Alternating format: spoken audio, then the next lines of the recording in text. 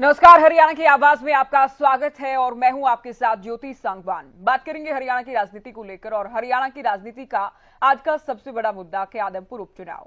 और वो इसलिए क्योंकि उपचुनाव का बिगुल बज चुका है, काउंटडाउन शुरू हो गया है, तारीखों का ऐलान हो चुका है, उपचुनाव की तारीखों की घोषणा कर दी गई है। आदमपुर में 3 नवंबर को उपचुनाव होगा, यानी वोटिंग 3 नवंबर को, उसके बाद 6 नवंबर को मतगणना होगी और चुनाव का परिणाम सामने आएगा।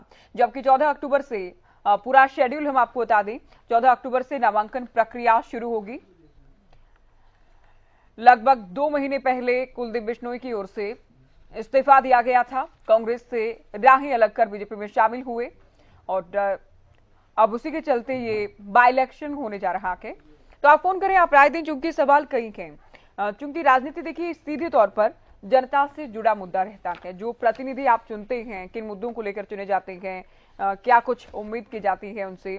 और अब चूंकि देखिए सभी 90 हलकों में चुनाव हो या विधानसभा चुनाव हो तो सभी हलकों पर नजर रहती है, लेकिन अब चूंकि केवल एक सीट पर उपचुनाव हो रहे हैं, उपचुनाव को लेकर हरियाणा की जनता क्या सोचती है? क्या कुलदीप बिश्नोई की राहें आसान होने वाली है या फिर फाइट हो सकती है, टक्कर हो सकती है? आपको क्या लगता है? हालांकि अभी तो देखिए पार्टी संगठन को ही तय करना है कि क्या कुलदीप बिश्नोई खुद इलेक्शन लड़ने वाले हैं या उनके बेटे भव्य बिश्नोई को मैदान में उतारने का उनका प्रयास रहेगा, क्योंकि भव्य भी पिछले दिनों सीएम से मुलाकात करने पहुंचे थे कुलदीप बिश्नोई के साथ। तो आदमपुर में आप किस किस पार्टी की टक्कर देखते हैं, कौन सी पार्टियों में टक्कर हो सकती है? तो आप फोन कीजिए, राय दीजिए, क्योंकि सीधे आपसे जुड़े मुद्दे हम लेकर आते हैं और चुनाव होना, प्रतिनिधि चुनना, ये भी आपसे जुड़ा ही मुद्दा है। क्योंकि जो प्रतिनिधि है जनता के, जो किसी भी हलके का प्रतिनिधि है, वो हलके की आवाज को उठाता है। तो क्या आदमपुर की जनता मुद्दों को लेकर वोट करेगी या फिर ये प्रतिष्ठा से जुड़ा चुनाव रहने वाला है? सवाल ये भी। तो आदमपुर का चुनावी दंगल कौन जीत सकता है? हालांकि तय तो देखिए वोटिंग के बाद ही होना है, वोटिंग के बाद, वोट काउंटिंग के बाद ही तस्वीर साफ होगी। लेकिन आपका क्या मानना है, आपका क्या अनुमान है, आप कैसे देखते हैं आदमपुर उपचुनाव को? आप फोन कीजिए और राय दीजिए। लगातार हमारा फोन नंबर आपकी टीवी स्क्रीन पर दिखाया जा रहा है, फटाफट फोन उठाइए और आदमपुर उपचुनाव को लेकर आप क्या सोचते हैं, ये बात हमसे शेयर कीजिए। तो आदमपुर सीट पूरी तरह से भजनलाल परिवार की सबसे मजबूत सीट के तौर पर, परंपरागत सीट के तौर पर पहचान रखती है। वो इसलिए क्योंकि अब तक हरियाणा निर्माण के बाद 16 चुनाव हुए, 15 चुनाव अकेले भजनलाल परिवार से उम्मीदवारों ने जीते हैं, जिसमें 9 बार स्वर्गीय भजनलाल, 4 बार कुलदीप बिश्नोई, 1 बार जसमा देवी, 1 बार रेणुका बिश्नोई विधायक यहां से रही हैं। तो क्या अब भव्य बिश्नोई की विधानसभा में चुनावी राजनीति की शुरुआत आदमपुर से ही होने वाली है? तो आप फोन कर सकते हैं, राय दे सकते हैं, क्योंकि देखिए शेड्यूल जारी कर दिया गया कि इलेक्शन को लेकर 3 नवंबर को वोटिंग होने वाली है और 6 नवंबर को चुनाव परिणाम आएगा। और केवल आदमपुर में नहीं बल्कि देश में जहां जहां उपचुनाव होने थे उनकी तारीखों का ऐलान कर दिया गया है चुनाव आयोग की ओर से।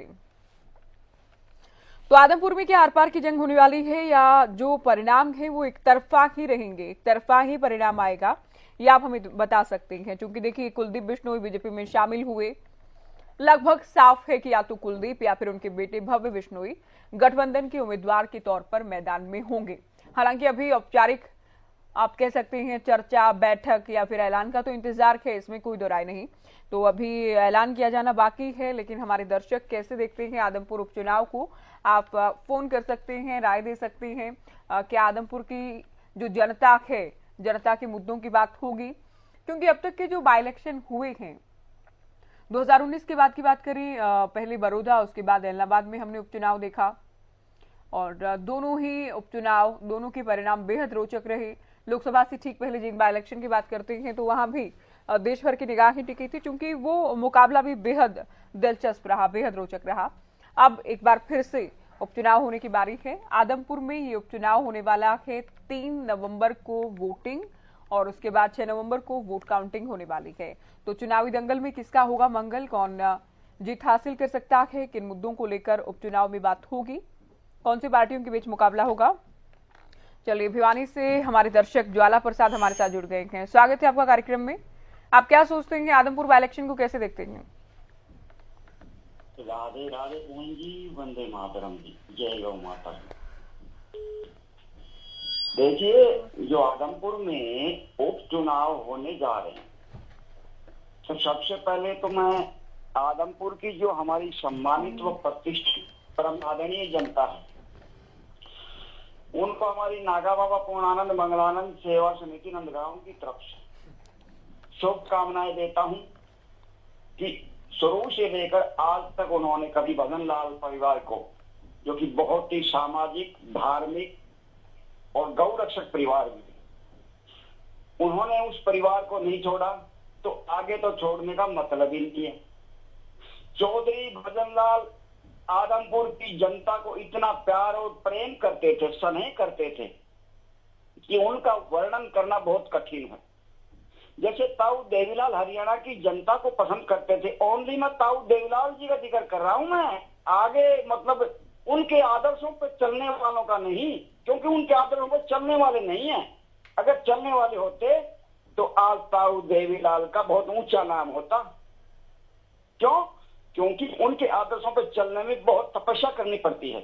और रही बात चौधरी भजनलाल जी की, चौधरी भजनलाल जी ने आदमपुर की हल्के की जनता के ऊपर अपना इतना मतलब सम्मान दे रखा है, प्यार दे रखा है, उनका वो कर्ज भी जनता खुद बोलती है, हम उनका कर्ज भी नहीं उतार पा रहे, तो हारने का तो सवाल ही पैदा नहीं। नंबर एक बात तो रही बात कुलदीप बिश्नोई जी की, देखो कुलदीप बिश्नोई का अभी अनुभव मतलब अभी नहीं हुआ है जितना जितना होना चाहिए एक उम्र के हिसाब से।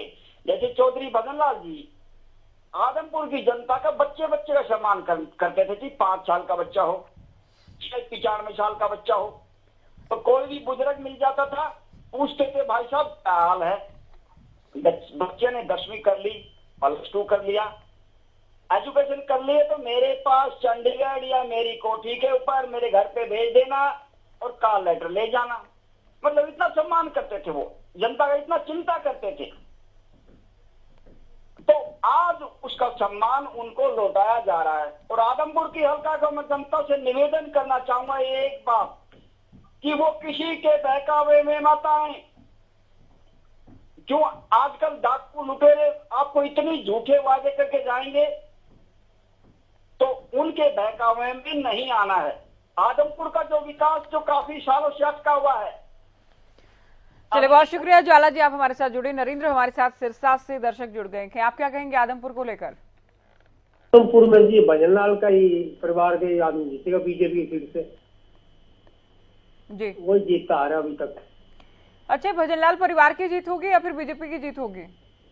ये आपकी बारी भजनलाल परिवार की जीत ही मानी जाएगी, बीजेपी की जीत तो नहीं है। वैसे हरियाणा में अब आपका जरा बोलबाला रहेगा।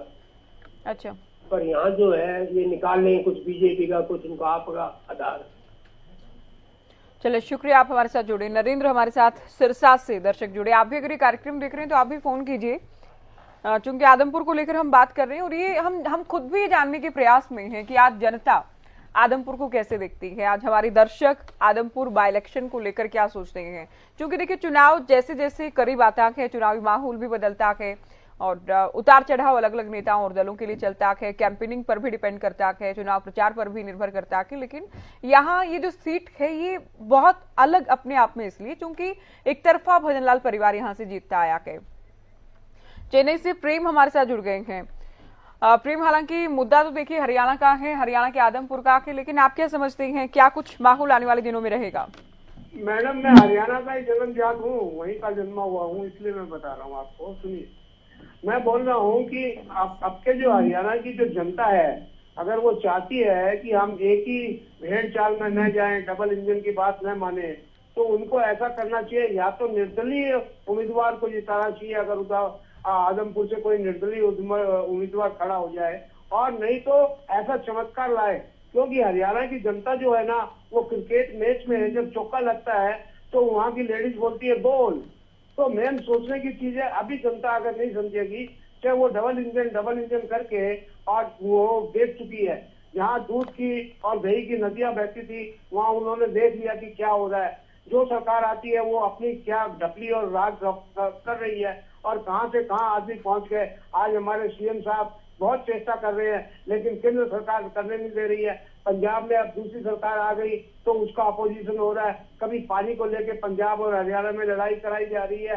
तो ये सब जो बाहर से आए हुए हमारे बड़े नेतागण है ना, ये जो बीजेपी के हैं, वो हरियाणा और पंजाब को अलग कर देंगे, दिल्ली को अलग कर देंगे। इसलिए मैं जनता से रिक्वेस्ट करता हूँ कि या तो ऐसा नेता चुने जो निर्दलीय हो, जो कि उनकी बातें सुने, चाहे उनकी बातें पार्लियामेंट में न सुनी जाए, लेकिन ऐसा नेता लाए जो कम से कम किसी पार्टी के वशीभूत होकर काम न करे। अगर पार्टी का ही नेता चुना जाता है तो उस नेता को ये शर्म आनी चाहिए कि हमको कोई बदमाश, गुंडा और मवाली न कहे, क्योंकि आजकल नेताओं की परिभाषा हो गई है कि सब भ्रष्टाचारी है। तो मैं चाहता हूं कोई भी चुना जाए वो नेता ऐसा चुना जाए जो भ्रष्टाचारी न कहलाए। चलिए, बहुत शुक्रिया आप हमारे साथ जुड़े। तो इनकी ओर से नेताओं को लेकर बात की गई है कि अच्छे नेता को चुना जाए, अच्छे लीडर को चुना जाए जिसकी खुद की पहचान हो, खुद का नाम हो, लेकिन उसे भ्रष्टाचारी ना कहा जाए। सबका अपना ओपिनियन है, सबकी अपनी राय है। आप हमसे अपनी राय शेयर कीजिए, क्योंकि आदमपुर बाई इलेक्शन करीब है, तारीखों का ऐलान हो चुका है। एक तरफ पंचायत चुनाव की तारीखों का इंतजार तो है ही, लेकिन जाहिर है उपचुनाव भी होना था और उपचुनाव की तारीखें आज आ गई हैं। 3 नवंबर को वोटिंग होगी, यानी आज से ठीक 1 महीने बाद, और उसके बाद 6 तारीख को चुनाव परिणाम आएगा। अब दावा तो सभी का है। कुलदीप बिश्नोई तो ये भी कहते हैं कि जिस दिन इस्तीफा दिया गया उस दिन भूपेंद्र हुड्डा को सीधे चैलेंज किया गया कि भूपेंद्र हुड्डा या फिर उनके बेटे आदमपुर में आए, उनके सामने चुनाव लड़े। राजकुमार भिवानी से हमारे दर्शक जुड़ गए हैं। राजकुमार जी, क्या कहेंगे आदमपुर उपचुनाव को लेकर आप? यहाँ से तो आदमपुर हल्के जी राजकुमार, बीजेपी नो जीत होनी। ठीक है, हाँ जी। चलिए, बहुत शुक्रिया आप जुड़े, आपने अपनी बात कही। ये मानते हैं कि बीजेपी जीत हासिल करने वाली है। मास्टर आर के कालिया अंबाला से हमारे साथ जुड़ गए थे। कालिया साहब, क्या राय है, आदमपुर कौन जीतेगा इस बार, आपका क्या अनुमान? नमस्कार जी। जी नमस्कार।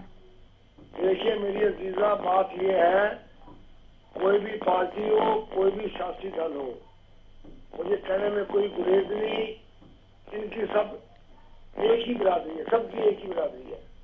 नंबर 1। नंबर 2, जैसा कि हमारे देश का माहौल बनता जा रहा है और जो भाजपा है इसको पता है कि हमने कैसे रूल करना है, कैसे हमने शासन करना है, इसमें भी कोई राय नहीं। कांग्रेस में बहुत बड़ी फूट है, बहुत बड़ी टूट है, और आपको पता है जो भाजपा के बाद बहुत से नुक्ते हैं। जी, बहुत शुक्रिया आप जुड़े कार्यक्रम में। सुशील कुमार हिसार से जुड़ गए हैं। आप क्या कहेंगे, आदमपुर उपचुनाव का क्या माहौल आपको लगता है? नमस्कार मैडम। जी नमस्कार। कुलदीप बिश्नोई एक तरफा जीतेंगे मैडम, उनका अपना पर्सनल वजूद है और ऐसी बात नहीं है, उनका अपना एक रुतबा है, उनकी भी एक पहचान है। बीजेपी नहीं, कुलदीप बिश्नोई जी जीतेंगे मैडम। अच्छा, कुलदीप की जीत होगी सामने। और आप पार्टी का मुकाबला होगा मैडम। अच्छा, हाँ जी। आपको लगता है कि आपका कोई भी वर्चस्व है हरियाणा में? हाँ मैडम, है क्यों नहीं, उनका भी अपना खुद का वजूद। कांग्रेस का तो कोई सिस्टम ही नहीं रहा मैडम, इनकी तो आपस की फूट है, इनका तो आपस में लठवा चलना ही रहती है, कहा कि चुनाव जीतेंगे जी, आपस का खुद का इनका रोड़ा खत्म नहीं होता, कोई कुछ कह रहा है, कोई कुछ कह रहा है, कोई कुछ कह रहा है। चलो, बहुत शुक्रिया आप जुड़े कार्यक्रम में, आपने अपनी बात कही है। अभी देखिए 2 दर्शक हमारे साथ जुड़े हैं जिनकी ओर से आपका जिक्र किया गया कि आपको लगता है कि आपका कोई वजूद, कोई वर्चस्व है हरियाणा में, क्योंकि कांग्रेस का जहां तक जिक्र कर रहे हैं, भले ही गुटबाजी है, लेकिन कांग्रेस हरियाणा की मुख्य विपक्षी पार्टी है। भजनलाल परिवार में भी बहुत बार ऐसा हुआ कि जब कांग्रेस के टिकट पर ही चुनाव लड़कर उम्मीदवार जीतकर आए थे। सिरसा से धर्मपाल हमारे साथ जुड़ गए हैं। धर्मपाल जी, स्वागत है आपका हरियाणा की आवाज में। आपका क्या मानना है इस उपचुनाव को लेकर? नमस्कार जी। जी नमस्कार। मैडम, ऐसा है, आदमपुर चुनाव जो है वो अगर कांग्रेस एकजुट होकर चुनाव लड़ती है तो कांग्रेस जीत सकती है, कांग्रेस जीत सकती है। अन्यथा कुलदीप जीतेगा। अगर कांग्रेस एकजुट होकर लड़ेगी चुनाव तो कांग्रेस जीतेगी। चलिए, बहुत शुक्रिया आप हमारे साथ जुड़े इस कार्यक्रम में। तो कांग्रेस के नेताओं को एक साथ लाना कितना मुश्किल है, ये चुनाव जीतने से ज्यादा मुश्किल है कांग्रेस को एक करना, क्योंकि कांग्रेस में आप शुरुआत से भी देखें तो अलग अलग धड़े, अलग अलग खेमे, अलग अलग नेता, अलग अलग दावेदारी, और टिकट मिलने से लेकर चुनाव लड़ने तक अलग अलग तरह की वो बातें सामने आती हैं जो कि साफ करती हैं कि कांग्रेस एक तो कतई नहीं है। तो उपचुनाव में क्या कांग्रेस पार्टी एक होकर एक उम्मीदवार के साथ मैदान में होगी? क्या कांग्रेस के सभी नेता प्रचार करते नजर आएंगे, क्योंकि अभी तक तो कम से कम ऐसा नहीं दिखा के। हमारे दर्शक ने कहा, ये धर्मपाल ने, तो हमने इस बात का जिक्र किया है कि क्या कांग्रेस मजबूती से एकजुट होकर अगर उपचुनाव लड़ती है तो क्या टक्कर देने की स्थिति में या फिर जीतने की स्थिति में कांग्रेस आ सकती है? इस पर भी आप अपनी राय दे सकते हैं। तो आदमपुर उपचुनाव को लेकर क्या है अभी हवा? क्या कुलदीप बिश्नोई या उनके बेटे एक तरफा चुनाव जीत रहे हैं या फिर उन्हें फाइट मिल सकती है, टक्कर हो सकती है? चूंकि ट्वीट उनकी ओर से आज किया गया है, उनका कहना है कि एक बार फिर से विरोधियों से मुकाबला होगा और एक बार फिर से आदमपुर की जनता जीत हासिल करेगी। तो आदमपुर की जनता अब तक तो आशीर्वाद देती आई है, लेकिन लोकसभा चुनाव की देखिए, अगर हम याद करें लोकसभा चुनाव को, जब भव्य बिश्नोई हारे तो उस वक्त आदमपुर हल्के से भी उन्हें लीड नहीं मिला था। कुलदीप बिश्नोई आदमपुर में जाकर भावुक नजर आए थे और बहुत सारी बातें, चूंकि उनके अपने लोग हैं जाहिर है, तो उनकी ओर से कहा गया था कि वो राजनीति भी छोड़ देंगे अगर आदमपुर की जनता उन्हें कहे। तो काफी भावुक नजर आए। हालांकि विधानसभा चुनाव उन्होंने जीता और उसके बाद कांग्रेस से राहें जुदा करते हुए बीजेपी में शामिल हुए, क्योंकि कांग्रेस में प्रदेश अध्यक्ष के लिए उनकी ओर से प्रयास तो बहुत किए गए थे, प्रयास बहुत सारे नेताओं ने किए थे। कुलदीप बिश्नोई भी उनमें शामिल थे। दिल्ली के बहुत सारे चक्कर लगाए गए, लॉबिंग की गई, राहुल गांधी का वक्त वो मांगते रहे, लेकिन नहीं हो पाया, जिसके बाद बीजेपी का दामन थामा और अब ये चुनाव होने वाला है। चुनाव की तारीखों का ऐलान हो चुका है। तो क्या बिश्नोई एक बार फिर से अपनी सीट निकालने में कामयाब होंगे? क्या भजनलाल परिवार का किला अभेद रहेगा या फिर कोई सेंधमारी हो सकती है? क्या चूंकि देखिए भूपेंद्र हुड्डा भी खुद ही कमान संभाल चुके हैं, कुछ नेताओं को ज्वाइन भी करवाया गया है। चलिए, पीडी शर्मा हमारे साथ पंजाब से जुड़े हैं। शर्मा जी, आप क्या सोचते हैं? हरियाणा का मुद्दा है, लेकिन आप भी समझ रखते होंगे, क्या आपका मानना है आदमपुर बाई इलेक्शन को लेकर? मैं बच्चे सीधी साफ बात बोलता हूँ, ये पंजाब, हरियाणा, हिमाचल और दिल्ली को एक स्टेट बना देना चाहिए, सब झगड़े खत्म हो जाएंगे। ये वोटों की राजनीति हर बार आते रहेंगे जाते रहेंगे। अगर देश की भलाई किसी में है, जब 25 करोड़ का चीफ मिनिस्टर यूपी का एक हो सकता है, 11 करोड़ के एक चीफ मिनिस्टर क्यों नहीं हो सकता? ये फालतू के खर्चे हैं इस पर। मैं देश की सोचता हूँ। 72 साल से, इसीलिए 72 साल का हूँ बच्चे में, कभी वोट नहीं डाली, इसलिए नहीं डाली। इनके अपने अपने इंटरेस्ट होते हैं नेताओं के, देश के इंटरेस्ट नहीं होते। जी चलिए, बहुत शुक्रिया सर, आप हमारे साथ जुड़े, आपने अपनी बात कही। इनका कहना है कि पंजाब को संयुक्त पंजाब बना दिया जाना चाहिए, हरियाणा, हिमाचल, पंजाब क्यों नहीं एक स्टेट हो सकते, ये इनका मानना है। सिरसा से सूरज भान हमारे साथ जुड़ गए हैं। सूरज भान जी, आप क्या कहेंगे? चूंकि आपके तो कह सकते हैं कि पड़ोस में ही बाई इलेक्शन अब होने वाले हैं, क्या माहौल आदमपुर का? माहौल तो यहाँ पे है कि चलेगी जी, ये बीजेपी वाले खरीद फरोख्त, जीतने वाले को खरीद लेते हैं और ये पैसे के दम पर ये जीत तो बीजेपी की होगी। पर नैतिकता अगर देखी जाए तो यहाँ कांग्रेस दूसरे नंबर पे रहेगी। अगर जमीर बेंच के कोई इनके पक्ष में गया तो वो बात दूसरी है। मैं बाकी जी, सोनाली फोगाट के पीछे भी ये इसी का था, ये बीजेपी वालों का ही था। ये सीट वो कुलदीप को वहां लेके ना वो मर्डर हुआ, उसके पीछे ये कुलदीप की तो साजिश थी। धन्यवाद। चलिए, बहुत शुक्रिया, आपने अपनी बात कही है। ये सूरज भान जी थे सिरसा से, इनको आपने सुना। आप भी फोन कीजिए, क्योंकि ये वो कार्यक्रम है जिसमें आप अपनी आवाज, अपनी बात रख सकते हैं, अपनी बात कह सकते हैं। आप क्या सोचते हैं अलग अलग मुद्दों को लेकर? आज आदमपुर को लेकर बात हमने इसलिए की है क्योंकि आज शेड्यूल जारी हो गया है, तारीखों का ऐलान हो गया है और चुनाव को लेकर काउंटडाउन शुरू हो गया है। अब देखिए, अलग अलग पार्टियों के नेता दावे भी करेंगे, किसे टिकट दिया जाए, कौन मैदान में होगा, इसे लेकर मीटिंग्स भी आने वाले दिनों में होंगी। फिर उसके बाद चुनाव प्रचार का भी दौर चलने वाला है। मुद्दे बहुत सारे उठेंगे, लेकिन संभावना तो बहुत कम है कि ये चुनाव मुद्दों का चुनाव रहेगा, क्योंकि ये कुलदीप बिश्नोई के लिए तो प्रतिष्ठा का सवाल है अपने आप में। जिस तरह से कांग्रेस छोड़कर आए हैं और बीजेपी में हैं, तो बहुत संभव तो है ही कि कुलदीप बिश्नोई खुद इलेक्शन लड़े या फिर उनके बेटे भी उम्मीदवार हो सकते हैं। तो दोनों में से कुलदीप या फिर भव्य मैदान में कौन होंगे, ये भी देखने वाली बात होगी। आप क्या सोचते हैं? आप फोन कीजिए, आप राय दीजिए। आदमपुर उपचुनाव को लेकर आपकी क्या राय है, आप हमसे शेयर कर सकते हैं। तो एक बार फिर से आपको बता दें, आदमपुर उपचुनाव होने वाले हैं। 3 नवंबर को पोलिंग होगी और उसके बाद 6 नवंबर को परिणाम आने वाला है। आदमपुर उपचुनाव को कैसे आप देखते हैं? उम्मीदवार कौन हो सकता है? क्या कोई पार्टी बिश्नोई को या फिर उनके बेटे भव्य बिश्नोई को टक्कर दे सकती है या फिर नहीं? तो इनको लेकर, इन बातों को लेकर हम सवाल कर रहे हैं और साथ ही आपको ये हम नोटिफिकेशन भी दिखा रखे हैं जो कि चुनाव आयोग की ओर से जारी किया गया है, जो शेड्यूल जारी कर दिया गया है उपचुनाव को लेकर, वो भी हम आपको साथ में लगातार दिखा रहे हैं। हमारा फोन नंबर भी आपकी टीवी स्क्रीन पर है, आप फोन कीजिए, राय दीजिए। आदमपुर उपचुनाव में हवा क्या अब तक जो चलती आई है वो रहेगी, या फिर अब तक की जो परिपाटी है, रवायत चलती आई है, वो बदलेगी? क्योंकि हुड्डा ये दावा कर रहे हैं कि इस बार बदलाव का चुनाव होगा, अवसरवाद को हराया जाएगा।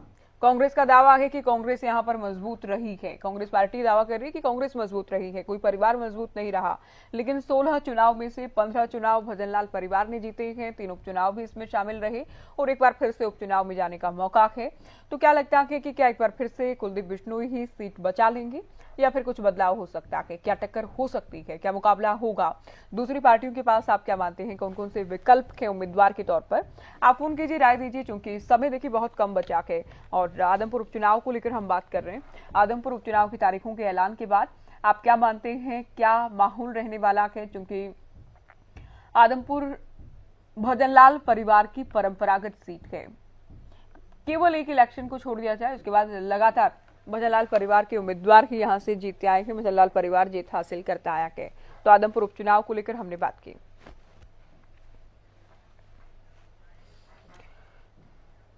चलिए, हरियाणा की आवाज में आज के लिए इतना ही। नमस्कार।